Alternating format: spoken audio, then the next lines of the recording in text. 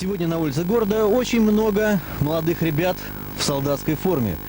Что за причина этому, мы вот решили спросить руководителя одной такой группы, которая шла по улице. Представьтесь, пожалуйста.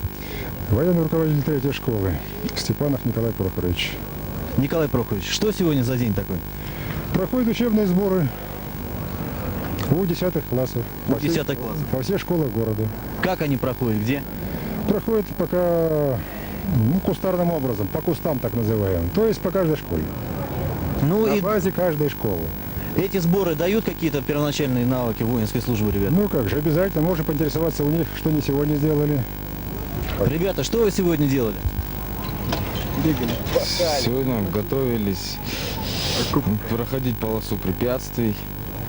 Ну и как прошли? Пришлось, конечно. Очень сложно на этих сборах? В начале так, средний. Сложновато. Сложновато, да? Ну и ваше отношение к воинской службе вообще? Нормально. Я думаю, что нужна армия. Ну это понятно, что армия нужна, раз есть страна. Твое личное отношение какое? Готов идти в армию? Готов. А у вас у всех, ребята? Готовы.